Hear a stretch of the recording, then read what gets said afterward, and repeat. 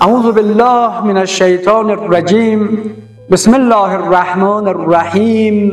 قرآن کریم: انما ولیکم الله و رسوله والذین آمنوا. چرا امیر المؤمنین علی علیه السلام را سار الله میگویند؟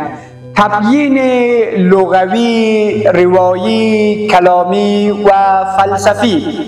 واژه سار در عربی به دو معنای اصلی معنا شده است، یعنی خون و خونبها. سار الله به معنای جسمانی نیست، بلکه تشریفی و رمزی است. خون حقی که خونخواه آن تنها خداوند متعال است. شواهد روایی و زیارتی: زیارت حضرت امیر در عید غدیر، شیخ طوسی از امام صادق علیه السلام نقل می کند: السلام علیک یا سار الله. و همچنان نیز در زیارت مرقد حضرت امیر المؤمنین علی علیه السلام آورده است. این دو متن از معتبرترین منابع کهن شیعه و صراحت دارند که لقب سار الله برای حضرت امیر المؤمنین علی علیه السلام نیز به کار رفته است.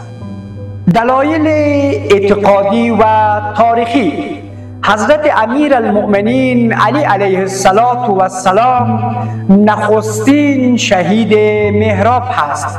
خون او خونی هست که قصاص آن جز به دست خداوند متعال ممکن نیست. حفظ و بقای دین همان گونه که خون امام حسین علیه السلام را زنده کرد، شهادت حضرت امیر المؤمنین علی علیه السلام نیز رکن و بقای توحید و عدالت بود.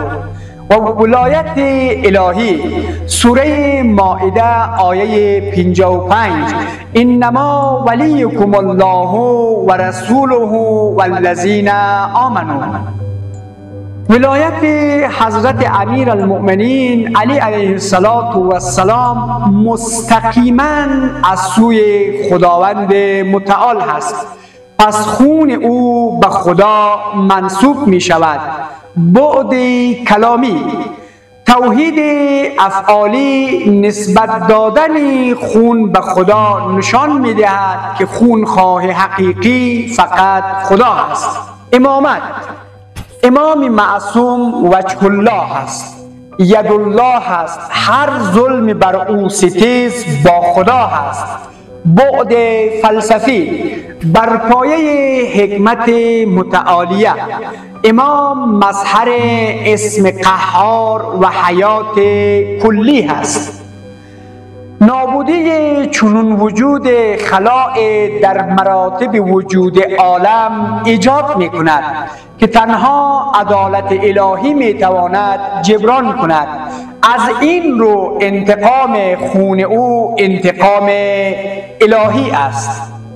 توجیه کلامی و فلسفی: خون امیر المؤمنین علی علیه السلام مظهر حق مطلق هست و خونهای او فقط خداوند متعال هست. بنابراین السلام علیک یا سار الله یعنی خون علی خون حق هست که تنها خداوند متعال ولی دم و انتقامگیر آن هست. این استدلال جامع نشان می‌دهد که لقب سار الله برای حضرت امیر المؤمنین علی علیه السلام از نظر لغوی، کلامی و فلسفی پشتوانه استوار دارد و هیچ اشکال اعتقادی در آن راه ندارد. این بود پاسخ به شبهات که چرا امیر المؤمنین علی علیه السلام را سار الله میگوید. السلام علیکم و رحمت الله و برکاته.